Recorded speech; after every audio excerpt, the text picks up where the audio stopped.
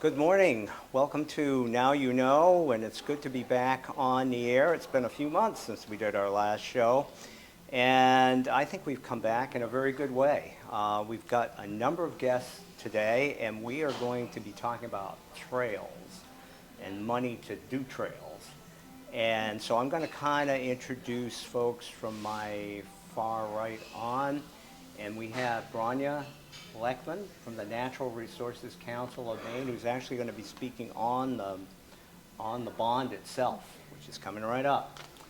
Christina Cannon, I'm sure all of you know her. She's been on a few times. Main Street, Skowhegan, and she's going to talk, among other things, about the Master Trail Plan. And here we have Daryl White, and he's been on a few times too, from Lake George Regional Park, and Daryl's going to fill us in, maybe adding on to the Master Trail Plan, but also talking about the biking proposed concept for biking around town and so forth. And we have Rachel Cheatham with Somerset Woods Trustees, and Rachel is relatively new on the scene. You've been there 4 months, and welcome aboard. Thank you. Okay, so I think we're going to start out this morning with Christina Cannon, and she's going to talk mostly about the Master Trail Plan for Skowhegan, which really sounds pretty fascinating. A lot of work has been put into this. Now, you hired a company called, if I've got it right, Outdoor Sports Institute to kind of design this. And why don't you tell us a little bit about it?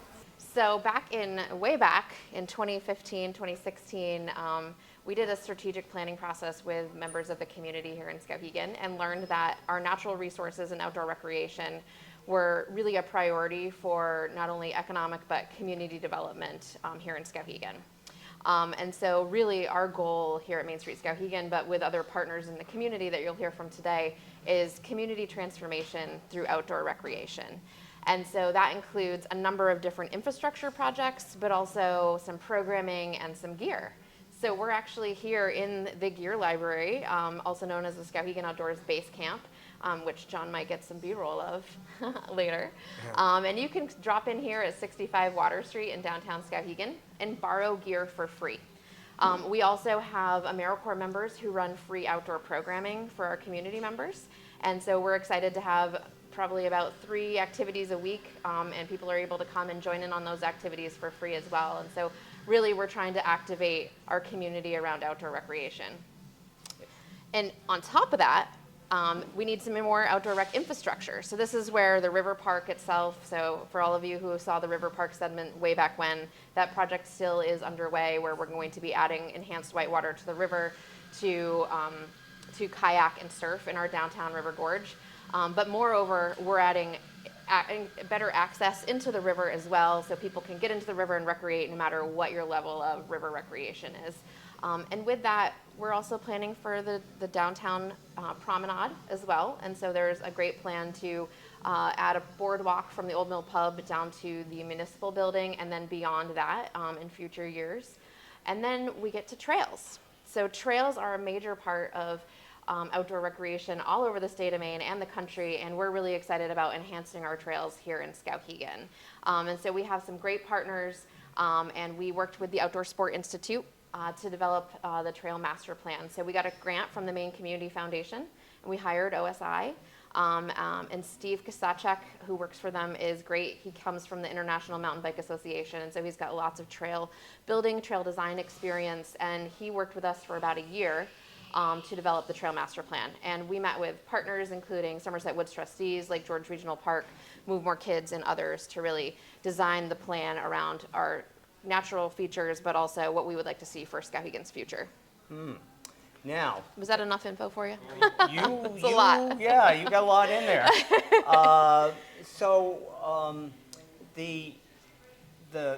The plan. I mean, you've got currently. I mean, we've got sections of town that do have trails, and probably Coburn Woods is probably the biggest one, and you've got the Philbic Trails, and you've got West Russett Stream, and you've got a number of areas around town.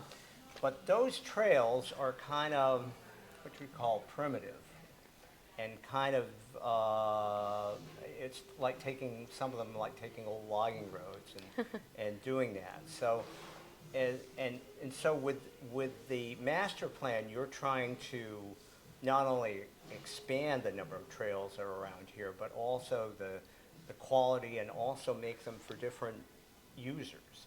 Right now, apparently my understanding is that most of them are just like walking trails, or perhaps cross-country, I think, up at Covert Woods. But this is going to open that up for, hopefully, a lot more users, mixed use as well, right? Yes, for sure. And so, to your point, when Steve Kosachek was touring the trail, he went out and visited all of the parcels of land with trails on them. And Daryl and I took him on an initial tour, and we were on our bikes one day, and it was one of the trails we were on was like riding down a logging road. Yeah, and so it was a little rough. And so I think that there's great potential for us to enhance the trails we currently have to make them more accessible. And I think that Rachel's going to talk more about that later, so I won't dwell on that. But we really hope that we can have a number of trails here in Skowhegan that are for different users, and they're accessible for people with lots of different physical abilities. And so not just a biking trail or just a trail for hiking. We hope that we're able to do some machine-built trails around here that are accessible to many, many people, and as many as we can. And what type of time frame for all of this? It's a great question. So the trails that we have now, I'm going to estimate we have about 25 miles of trails currently, and we're expecting that once this trail master plan is implemented, we're expecting about 60 miles of trails here in Skowhegan, and many of them will be accessible right from downtown. Yeah. So, Now, one of the parts of this process is to get stakeholders involved in this, and I think the Outdoor Sports Institute helped you some in that, and there's quite an impressive list of stakeholders involved. You want to mention some of them? Some are represented right here in the room today, too. Sure. With anything that we do at Main Street Skowhegan, we want to make sure that we have a number of different community engagement opportunities, because we don't want to just plan in a vacuum. So we worked with partners at Somerset Woods Trustees, at Lake George Regional Park, the Move More Kids program. We brought in the New Balance Foundation as well. The ATV Club, the Stump Jumpers, they were part of the conversation, the Snowmobile Club. So we really tried to get a good mix of people who are motorized and non-motorized trail users and trail planners. And so I think I can't remember, probably more than a dozen partners that we engaged through the process. Yeah, it was a pretty impressive list of people involved. And you're going to have trails extending out quite a ways. And it sounds as though really, with the River Park and downtown and stuff, that's kind of the hub area, if you want to call it that. And actually, we got a hub on the other side that we're going to show you in a bit. But that's kind of the hub, and everything's kind of fanning out from there. Does that kind of indicate what this is all about? Yeah, and I think your point, Chris, as well is a good point.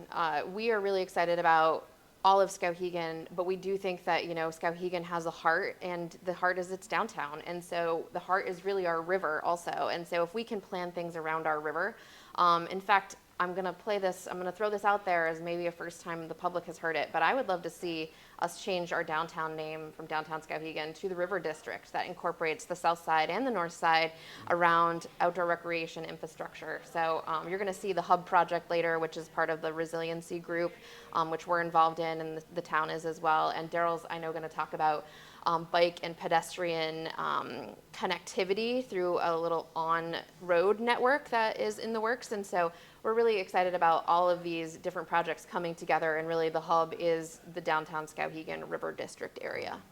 So we got what now, about 8 miles of trails, something like that. A lot of them are up in the Coburn Woods area, I think, and some are Philbrick, and some. So bottom line is you're going to enhance these existing trail networks as well as adding others to it. Now, when I was reading the master trail plan, they were getting into the weeds really in terms of how you make trails and different surfaces and contours and all of that stuff. You want to talk it without in a nauseating way about, excuse me, not, you wouldn't do that, but not into, No. not into mass detail about the design of the plans. But I thought it was kind of fascinating, actually. I think that Rachel is probably the better one to talk about this. However, I will say that as a mountain biker, there are certainly different styles of trail building that you want to see for a group that's going to ride a bike versus just hike. And so you don't want to go straight up a hill to build a trail. Yeah. You want to do more of a switchback, and maybe Rachel will talk about berms and or fall line building or other things that I don't have the knowledge to talk more about. But Yeah, there I'm are definitely ways to build. Rachel's terrain is. Sorry about Yeah. that. Yeah. There are definitely ways to build trails that are sustainable, so they're not going to get washed out with big rainstorms, and there are different ways to build trails that will make them more accessible for people. So while also maybe thinking about different parcels of land related to where we want non-motorized versus motorized trails, and just kind of building for those different activities. Yeah, yeah. And as I said, most of it now is just basically walking trails and maybe a little cross-country skiing or something like that in the wintertime. And some of them are not easy trails. For example, the Filbert Trail, I guess you go way down into the gorge ravine area. So Yeah. it looks as though a lot of these trails, as they're currently constituted, are very difficult for people as they get older. People like me, and so it supposedly this is going to make not only these trails more accessible, but also easier to navigate for the average person who just wants to go out for a walk or a hike or something like that. Yeah, definitely. And I think the Philbrook Trails is a great example where there is a trail that is built straight down, and riding a bike down it, if you're a 12-year-old kid, might be fun and exciting, but that's not really an accessible trail for someone who wants to walk it and walk up it and maybe has some physical challenges. So I think that as we think about what the accessibility looks like for our trail system, that's really going to be the end goal for us. Yeah. And we're going to get into it in a little bit, but there's also all the connectivity to the trails, whether the biking stuff or whatever, and safe ways to get to those trails. Yep. And I think we'll have that in a little bit. Anything else you want to add on that? I think that there's a lot of great things happening in the Skowhegan area, and we have so many great partners and collaborators. And if you want to get involved and work on some trails or learn more about what's happening, definitely reach out, mainstreetskowhegan.org. I'm sure Rachel can drop in the Somerset Woods trustees URL as well. And just get involved. Fantastic, Christina. Well, we're going to let Christina go because she is working on many, many things and has to be somewhere else. So thank you very much, and we will move on to Rachel, I think. Okay, we're now at a new location, as you folks can all see. We are at the West Somerset Stream Preserve, and this is part of the master trail plan, really. And so we thought we'd give you a little tour of the area, and Rachel is going to do that. And Rachel, tell us a little bit about this preserve. And this is fairly new, relatively new. Yeah, so this preserve was originally stewarded by David Turcotte and Warren Shea. And they have been longtime Somerset Woods Trustees members. Somerset Woods Trustees is now the owner of this parcel. So our mission is to conserve land and make it accessible for the public and make it accessible in a way that is sustainable. So that's really what we're trying to do here. As you can see, we have a nice map up. We have some historic use on this property as well. The Blue Trail, you can access it. It comes, well, the old route comes in from Malbin's Mills Road, and then you come down here and you get down here to a place that used to be called the Swimming Hole, I think in the 1930s. So the Swimming Hole used to be a place in Skowhegan where people would come and go down to West Somerset Stream and have a good time and picnic. So we want to bring some of that back. Well, how do we do that? We want to make sure the trails that are here are trails that are appealing to people who want to bring their families or maybe aren't super comfy going out in the woods by themselves. So part of that is taking the trails that exist and measuring the grade. So the grade being how steep they are. Generally speaking, for sustainable and accessible trails, we want a grade no greater than 12%. And a lot of the trails that are built kind of like going up or down ridges, those are called fall line trails. And those tend to be more challenging for people, and those also tend not to last as long because the water is going to erode them away faster when it rains or if we have big storms. So what we like to do for sustainable trails is actually build along the contours. So when you build along the contour, you aren't going steep up, steep down. You're just kind of going around the land. Construction like that can be more challenging because you actually have to dig out the side hill, but it lasts longer, and it tends to draw more people in because the trails are more approachable. And so this is all part of the master trail plan. Is the intent to continue this as predominantly a walking, hiking trail, or is there anything else there for, say, biking or other mixed-use purposes? Yeah, so I know a lot of folks will cross-country ski here, and also part of the Blue Trail is a snowmobile trail as well. So a couple different uses for the trails out here, but predominantly we're building the trails to hiking standards. Okay. And any, like, are you going to bring in any other material to pack the trails down, or of course you haven't got the money yet, but assuming you get the money.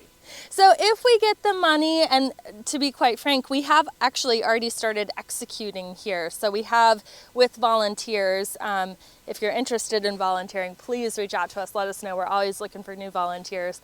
But myself and volunteers will come out here and we will actually do the work of doing the side hill grubbing, and relocating certain trails.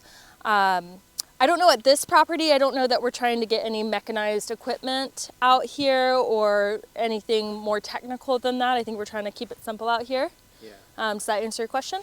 Yes, and one other thing, the biggest thing now is, we've got all these trails around town, but a lot of people don't necessarily know how to access them. Yeah, Once again, absolutely. that'll be improved in the future too. But, Yeah. How do you get here? Yeah, so to get to this property, you actually go down Melbourne Mills, and then you go past the new MATC building. You'll go past Parsons Family Preserve, which those two are also Somerset Woods Trustees properties.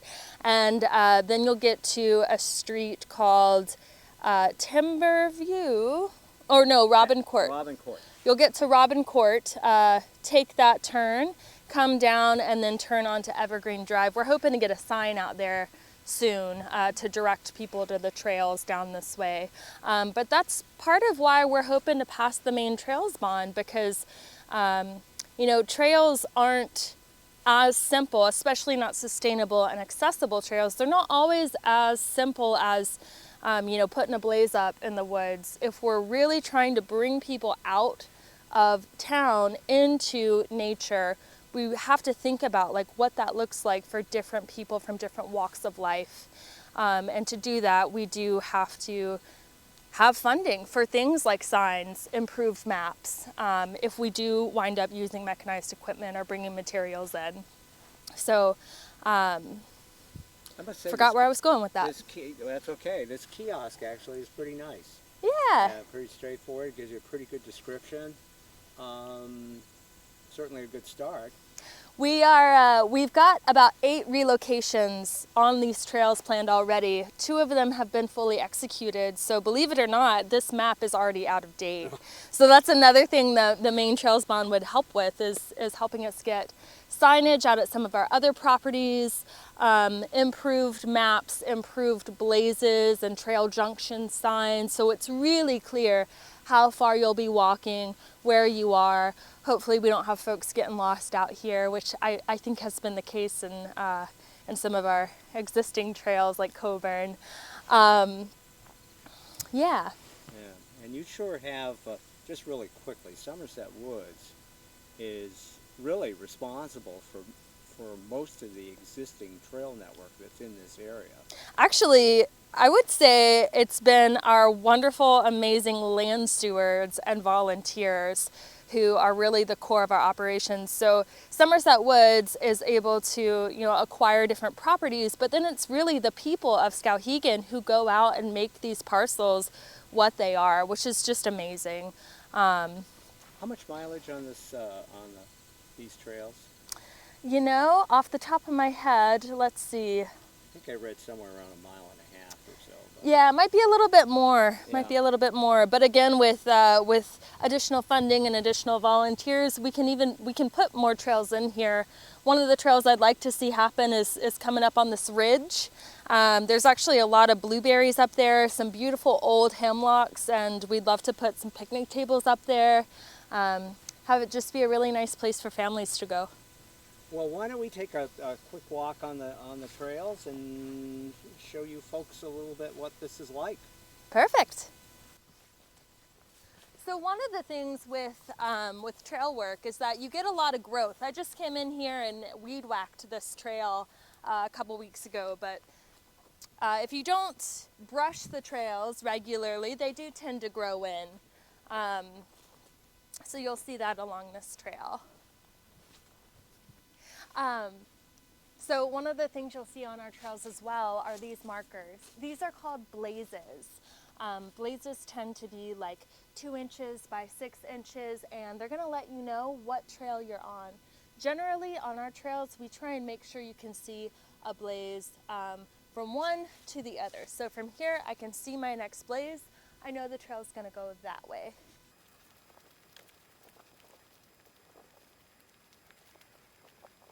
So what you'll notice up here is one of the issues that we do want to fix, hopefully with the Trails Bond funding. Come with me. This trail was built as a fall line trail. What does that mean? It just means that it follows the easiest path down. The grade here is probably something like 30%, and what we want for a sustainable trail is around 10%. So eventually we're going to remove these steps and actually completely reroute this portion of trail.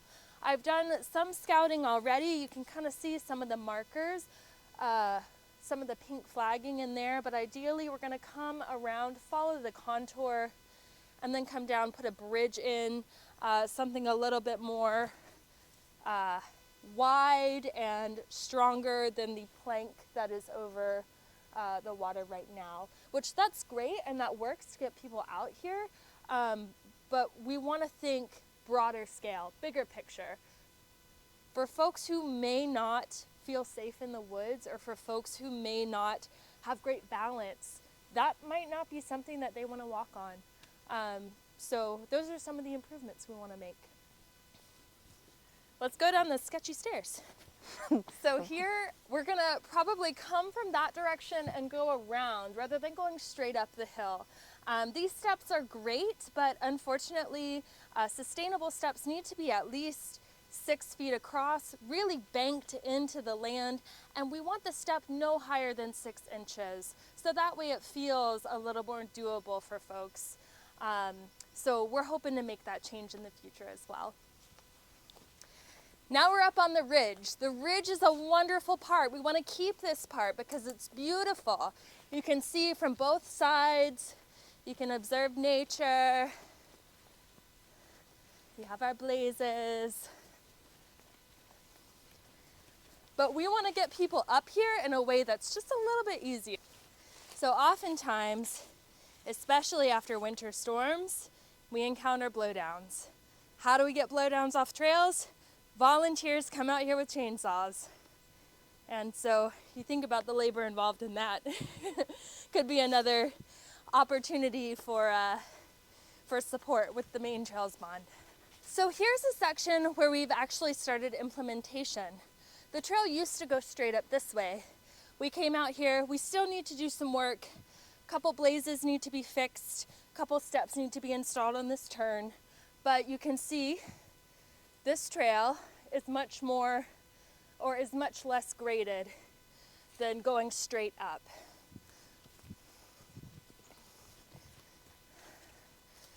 Our back slope is about at a 45. So when water comes down this hill, it's gonna gently roll across the surface and go down into the valley. When it was fall line, when it was going straight up, the water's gonna gain speed and erode it out quicker. So this is the point where the blue trail meets the snowmobile trail. So folks can come in from this way. If you keep going that way, you'll meet Maubin Mills Road. And this is the way of the swimming hole.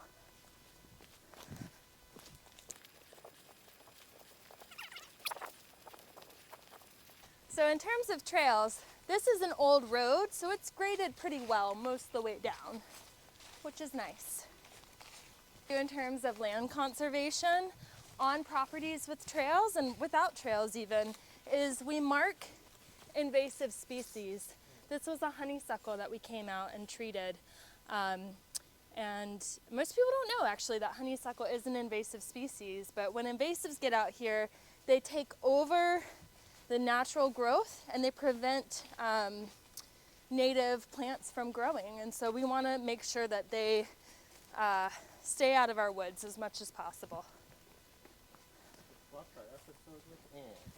Yeah, watch the episode with Anne. So we're coming up on our first picnic spot. I'm pretty excited about this. We have the picnic tables ready. I came in with a weed whacker and did some clearing. Obviously, we still need to do some more clearing. Rachel, are you doing a lot of this yourself? I'm doing this myself and with volunteers. So the picnic table will go here, right off the snowmobile trail, and folks will have a nice area where they can, oh look, it's a woodpecker, where they can come, enjoy nature, spend some time in the woods. Because we're doing a lot of this with volunteer labor, if you are interested, I'll wait, because he's getting the woodpecker.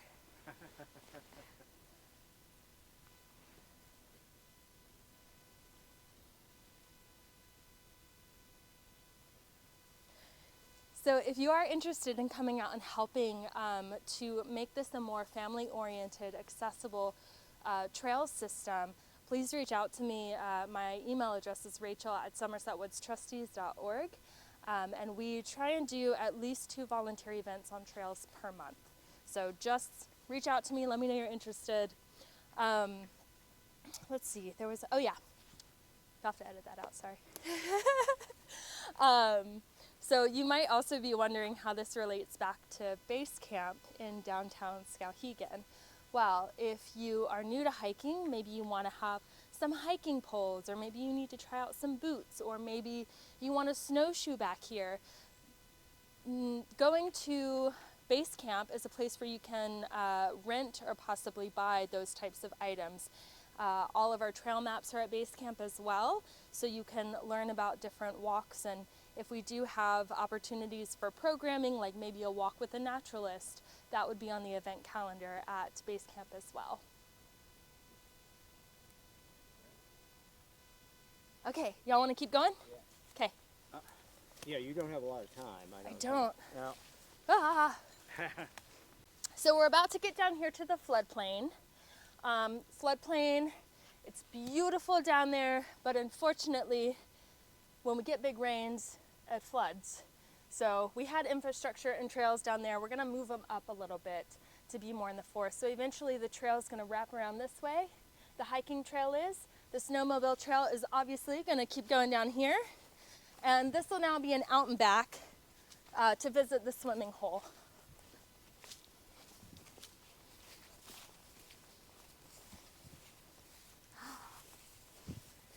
So here we are at the swimming hole, thinking about what goes into trail systems and laying out trails. You know, you have to think about what trail layout is going to be the most sustainable. There's certain instruments like a clinometer that we use to measure those grades and make sure we're being precise with layouts. You have to think about the folks who are going to come out here every year, sometimes a couple times a year, brush, clear blowdowns. If we need to buy materials for steps, obviously that is going to cost money. And then all of the work that goes into making maps and then remaking maps when they go out of date, materials for blazing, picnic tables, benches. So all of that is going to wind up needing funding, which is where Branya comes in with, and she's going to tell us a little bit about the Maine Trails Bond. Okay, folks, new location. And you've heard about the master trail plan, and we've been out to West Runsett Stream Preserve, and what a beautiful area that is. And now we're going to find out where the money is coming from, or hopefully the money is coming from the Maine Trails Bond. And that is coming up for a vote, question 4, on November 5th. And so what is that gonna do? Yes, so this is gonna be a $30 million bond for Maine Trails. So it's for the design, construction, and maintenance of trails. So it can be both new trails or trails that need a lot more love. As we heard from Rachel, there's a lot of needs around trail maintenance that we've been seeing in communities. And so there's really minimal funding in Maine for trail maintenance and infrastructure. So many trails in Maine are maintained by volunteers, and there's not the infrastructure to be able to do a lot of the repairs that are needed. So we're really excited about this funding, and this can apply to a whole variety of trail uses. So the way that the money is going to be allocated is that organizations, businesses, municipalities can apply for this grant once it passes, which we hope it does. And 25% of the funds will be allocated towards motorized only, 25% for non-motorized projects, and then 50% for multi-use. So it could be hiking and biking, or cross-country skiing and snowshoeing, or snowmobiling and running, you name it. And also by trails, it feels important to say we don't just mean trails in the woods, which is a big part of it, but also trails can be walking paths and biking paths, and we're thinking about safe routes to school, for example. So there's a wide variety of what trails can look like. And the one thing that I thought was interesting about this, because not all bonds are totally popular, okay, even though most get voted in. But this one had bipartisan support from both branches of the legislature to move it forward. I mean, other than a small segment of people who just didn't want any more bonds, it was really incredibly supported by the legislature. So, and from what little polling I have read thus far, by the way, the Pabst Blue Ribbon truck is backing up right now, so we'll all have fun later on. And you know, anyways, it's very, very well supported. And in that polling, I think it was supported by a vast majority of people. So, unless I'm wrong, let's hope this can kind of be a slam dunk, huh? I know, that's what we're really hoping, but we really need people to help spread the word about the Trails Bond and make sure people vote yes for it, because, I mean, during the legislative session, which we were able to get the bond passed so that it can go on the ballot, we worked with about 520 organizations and businesses, and that would be ATV clubs, trail clubs, snowmobiling clubs, and also municipalities as well that supported the bond, and a lot of different walks of life. And very locally, town of Skowhegan was involved in that. Main Street Skowhegan was involved in that. Somerset Woods was involved in that. So I'm probably leaving somebody out, but those are 3 organizations that come to mind in terms of the support. Now, my understanding is what, in terms of how this money can be used, it's over 4 years. And it does require some matching money. Yes, it's a 10% match. Okay. Which can include in-kind contributions as well. So for example, that can include volunteer hours, or if you're able to get someone to help haul materials over, that can count as in-kind. Most of the time, grants like this are higher matches. Actually, initially it was going to be a 20%, but then we really wanted to make sure that smaller organizations and clubs were able to apply for this, so we're able to get it down to 10%. So clubs can apply for this, and towns can apply for this, and other organizations can apply for this. And so it's competitive grants, correct? Yes, over correct. 4 years. And how's that process go? How does one apply for? Yeah, and right now we're still kind of ironing that out. So the Bureau of Parks and Land is going to be administering this grant, and so they also administer the recreational trails program grants as well, but this will be a little bit separate. So the criteria is actually being finalized right now, so we're going to know a lot more soon about how they can actually go about applying for the grant. Okay. Yeah. Sounds good. I mean, this is pretty exciting. Yeah. So on November 5th, get out to vote. Since it's a presidential election, I'm assuming there'll be a lot of people out there voting for it, and hopefully everything goes through. But it sure sounds as though there's a good chance it's going to happen. Oh, so one other thing I want to mention. So the grants. Now they are allocated what? 25% to motorized, 25% to non-motorized, and then 50% to mixed use or whatever you call it. Yeah. Right? So that's accounted for in those applications. Exactly. Yeah. So- Correct. So some of the projects we talked about earlier, hopefully we can get those funded here locally. Oh yeah. I think they're incredible proposals, and yeah. Exciting. Yeah.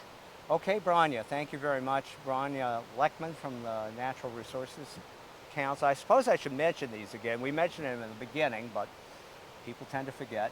I'm lucky I can remember the last name. So thank you very much, Branya. And we're going to change locations again, and we're going to have Daryl White from Lake George Regional Park join us. Wonderful. Thank you. The infrastructure to a conventional hardtop bike network. That's actually very good. Do you want to talk a little bit about the master trail, your commentary on that, and then get into the bike part? Yeah. I'll talk first. All right. Okay. Here we are, another new location and another person. Daryl White, Lake George Regional Park. And Daryl, you've been very involved in the master trail plan, and you're also going to talk about a biking plan. And right now we're standing on the south side of the river, and right on the south side of the walking bridge, in an area that is going to be the hub. And I assume that's a hub of all activity, right? So. Well, yeah, it's a connection point for the south side of Skowhegan for pedestrians and bikers to connect into downtown, and also to connect the north side in a better way to the existing DB trail. So this project here, which is being driven through a community resiliency grant and our local Skowhegan Community Resiliency Committee. The grant was for $50,000. It was for the first phase of the project, and the great thing about that grant is it can be you can be applied for every 6 months, and my understanding is that the grant selection committee puts a little emphasis on projects that are building stage over stage. So what we have here is the initial phase of beautification. It will in the future include new signage, some landscaping, and then eventually some type of connectivity to the DB trail. There's a building just up the hill that was purchased by the town. My understanding is that building is going to be torn down, and that initially there will be a construction access road built down to the river's edge for the purpose of getting all the equipment down for the river development, for the new wave features, and we're hoping to parlay on top of that for future connectivity, use that construction road as a new access point. On the master trail plan, they talked about, things going forward from assuming once again the bond gets approved and you get a successful grant from the bond. but talked about having a demonstration project. Is this kind of part of that demonstration area, or? Well, yes, I potentially. There's You're a number of kind of ahead of it a little bit. yeah. There's a number of projects going on. The the master trail plan that was initiated, and Christina talked about this through Main Street Skowhegan in cooperation with the Outdoor Sports Institute. They brought in stakeholders. So in my hat as a director at Lake George, we were a stakeholder. I'm also a board member at Main Street Skowhegan, so I was involved sort of on both sides of the fence. And as you saw with Rachel, they were a stakeholder, Somerset Woods trustees, and they've actually kicked off a project. So the work there could be a demonstration. Lake George has future trail work slated, although we're kind of up to our neck in the building projects right now, but we'll be taking on trail projects in the future. So I think there's a number of possibilities. It could be So you could be a guys are kind of demonstration. already out in front of the demonstration. Well, yeah, all these plans were in the works, and then the trail bond is it's a very fortunate opportunity for us to hopefully acquire some future funding to make all these dreams come true. So now we've talked about the trails and what's going to be done, and by the time they're done, hopefully 60 plus miles of trails around here. But you got to have easy, reasonable connections to these trails. How do people get there other than always driving by car to get to different locations? And you're involved in this bike plan through town, which is pretty interesting. And you want to give us a Sure thing. Yeah. Well, in a past life, I was very focused on bicycling in urban environments and creating destination experiences. So I've tried to bring a little bit of that here to Skowhegan. Skowhegan is uniquely positioned in some ways in that it has a historic district directly adjacent to a waterfront.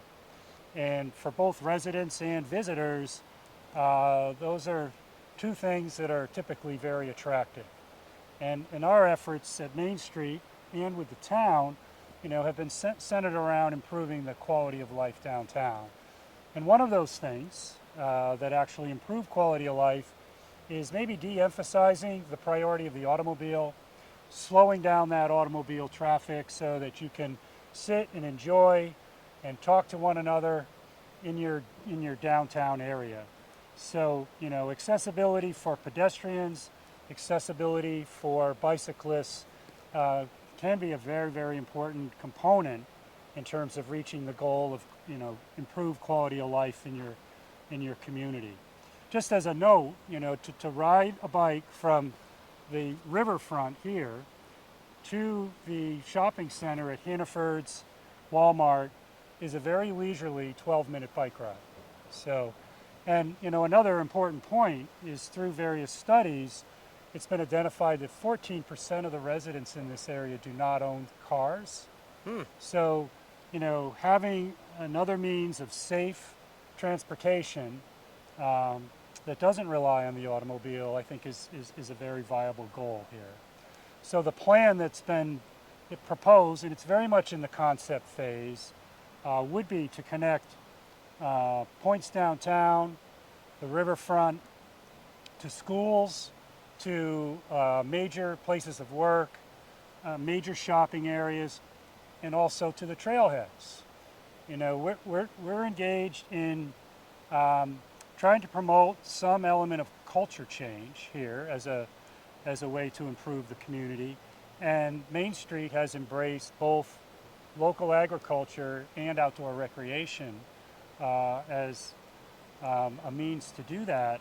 And so I think that connecting people from their front door to the trailheads is probably a better strategy than for people to have to pack up their bikes, put them on the back of the car, and drive to the trailhead. So, absolutely. so that connectivity is really important.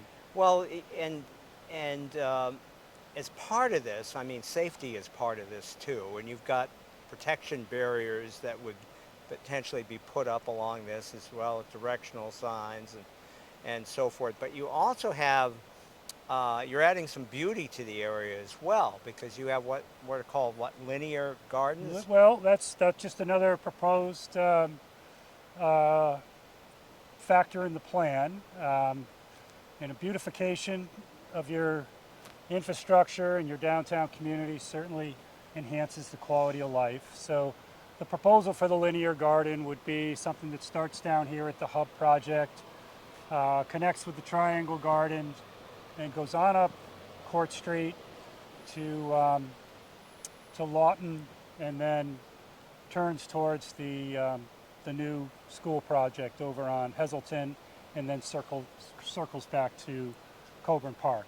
It's all conceptual at this point, nothing formal, but myself and others have been planting trees and gardens along that stretch. We're in dialogue with the local school system and superintendent's office about native plants and putting in gardens at the new school property. So we've got a little bit of momentum. And just think of, maybe the health effects of doing this and getting more people biking and walking and so forth and feeling safe about it. You've got, we originally had talked about having Matt Italian from Somerset Public Health on to talk about that, but Right.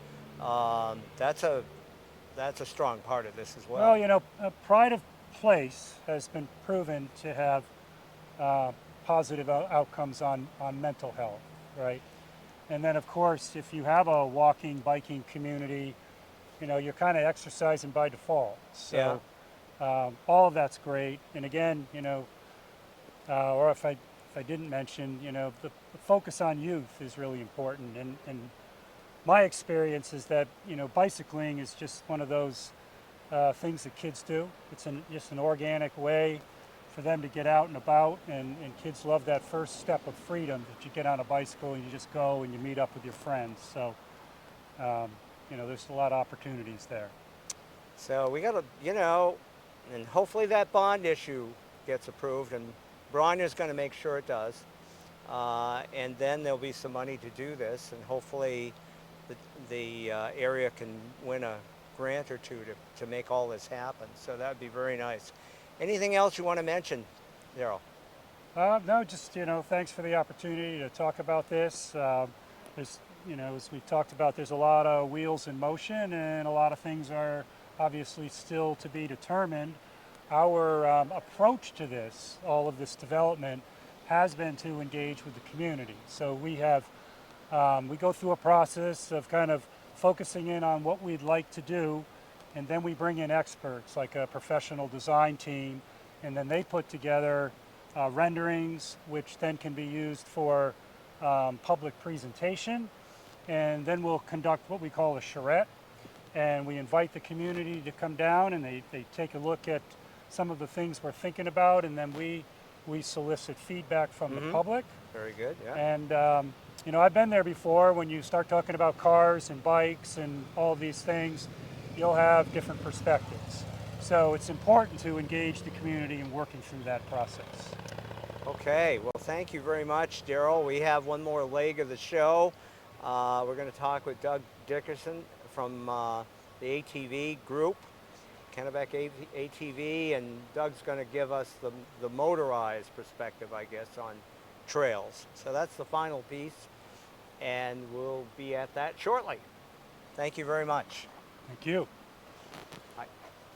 I'm going to hit roll, and Chris, I'll let you take it away. Okay, new location again, a new guest again, and I'd like to introduce Doug Dickerson, who is from the Central Maine Trail Master for Central Maine Trail. Central Maine ATV Club. Central Maine Pretty ATV good. Club. I don't know, trail bonds, I'm works. getting all this messed up. And also, what's the Maine Trail?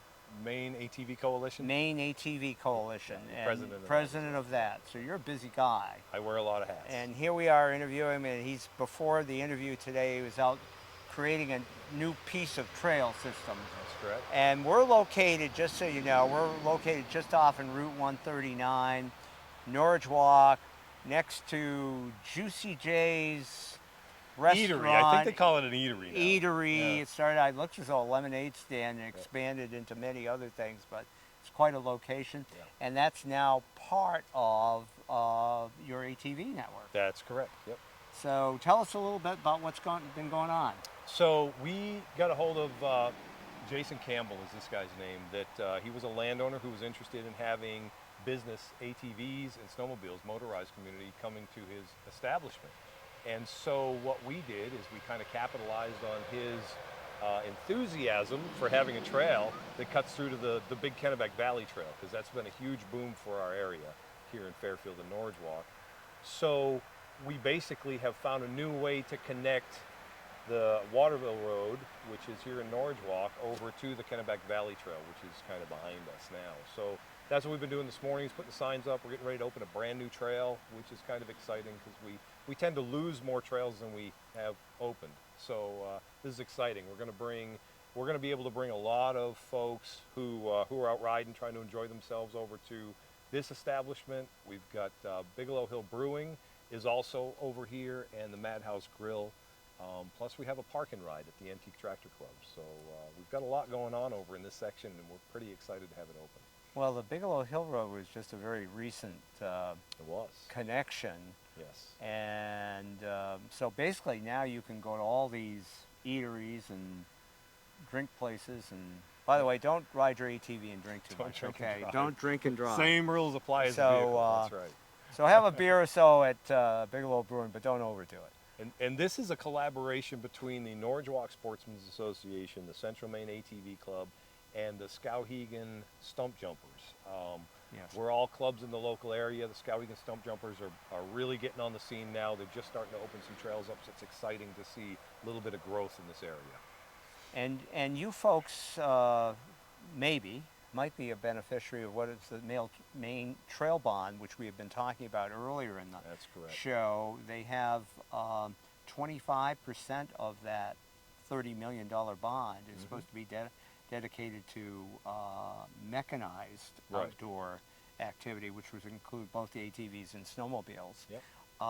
So hopefully you guys will be able to get in on that in some fashion. We hope so, because building trails is expensive work. So it's not just cutting trees through the woods. We really, part of where the big money comes in, what we have to look at is we have to put rocks down, and we have to get the material so it'll hold up to these storms that we've been having with the weight of the machines that are on them.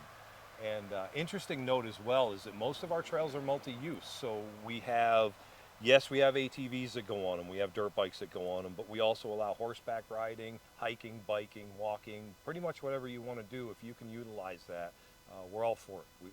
We like to be part of the community and bring some help in. So.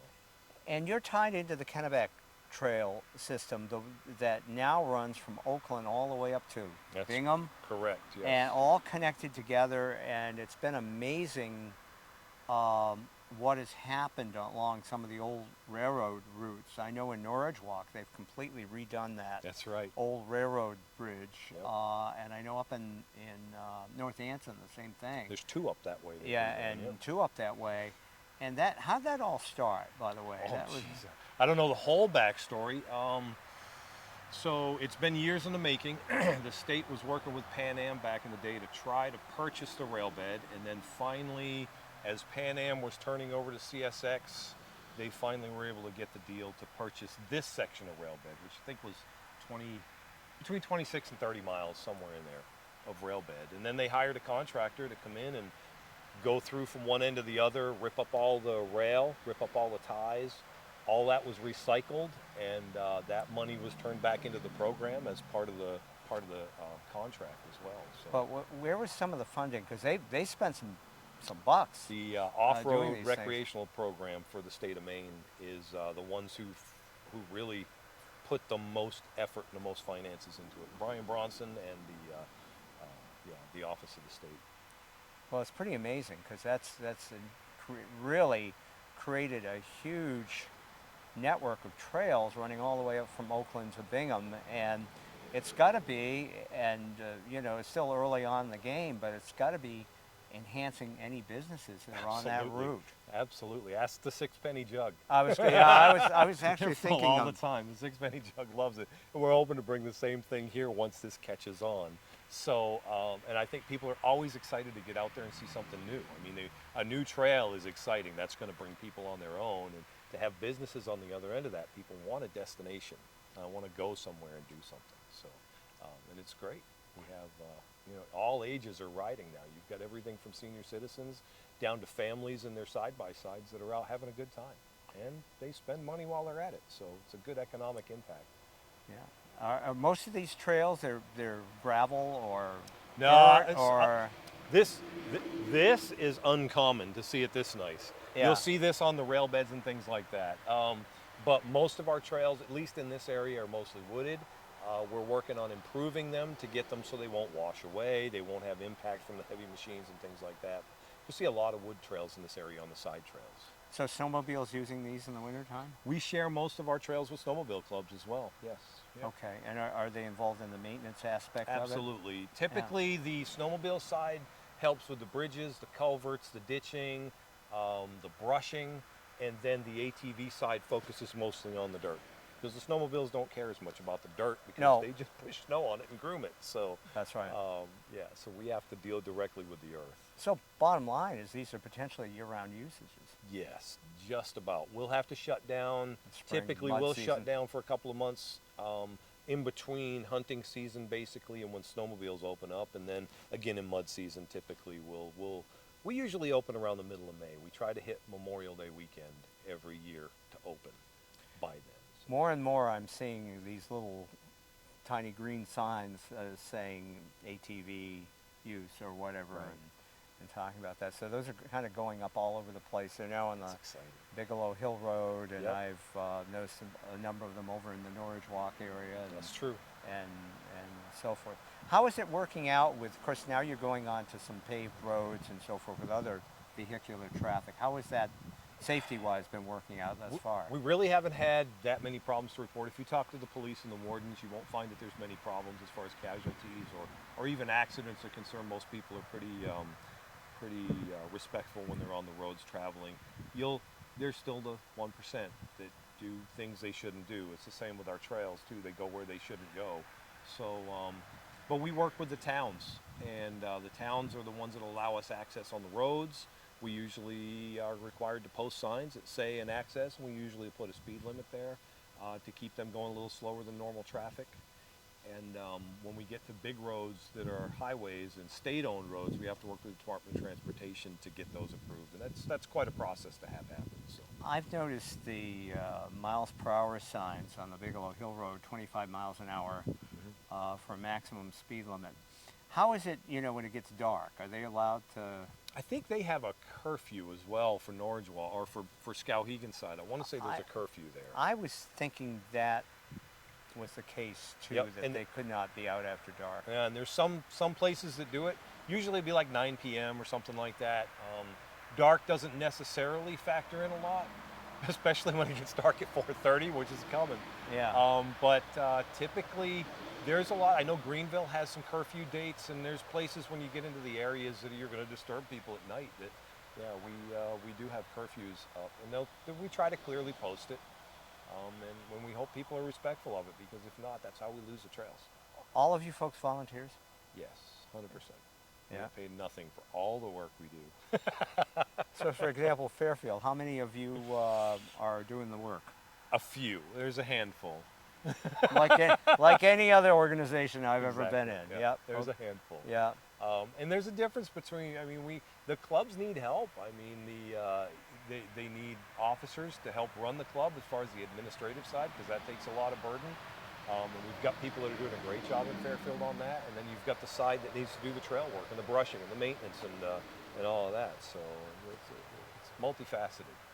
As I said, there possibly may be money coming your way in that trail bond, or at least to ATV, snowmobile, mechanized, because 25% of that 30 million is, which is, my math's correct, 7.5 million could be potentially used for your sports. That's correct. And your trails. Yep. and It's design and build and all those things as part of that. It opens up new opportunities, and I think we've been underfunded for a long time. This is a stimulus I think the community really needed to help us kind of get back on track. The storm damage last year was extensive, so there's a lot of places that weren't able to open trails this year because they had so much damage last year. So Yeah, that was a big point of everything I've been reading, anyways. That money is needed, a lot of it because of all the damage that has been done that's right. Yeah. from the rain and big weather events that we've had over the last, call it whatever, call it climate change if you want, but Right. there's been a lot of damage done around the state due to major weather events. Of course, in the Skowhegan area, December was a huge one for us. Yeah, and we weren't hit the worst in the state either. There were places that were hit much, much worse than we were. Yep. So anyways, you guys ought to prepare for this bond. If the money comes through, somebody ought to be able to write a grant proposal. That's true. We're looking for a grant writer. Are you interested? I am not, but I might be able to refer you to people with that capability. All I do is interview people. That's all I do. So so maybe we could do that. Anything else you want to say about your operation? I think we've covered most everything. This is a big deal. Yeah. We're hoping it comes through. I think the only thing that at least I look at is the fact that the way the bond is written, we hope that there is 25% for the motorized community and there's 25% for the non-motorized community, which kind of separates those two and gives us a pot to work from. But then the other 50% is basically any multi-use trail, which really qualifies for most of the trails that we serve as well. So okay, so there's the potential there's for a bigger the bigger pot pot for you, available for what we do, as long as we're doing it on trails that we allow use on, which we really try to. Actually, try to do that that's for a good everything. point. So maybe 75% might be available. Hey, we'll take any money we can get right now. So that's very well, Doug. It's been great meeting you and Thanks. and Thank giving you us for some doing information. this. It's a And big Doug deal. Doug Dickerson from Central Maine ATV Club. You're a okay. quick learner. Well, after about 15 repetitions, I get it down. So anyways, thank you, Doug. You're the last piece of our trail show here today, and folks, now you know.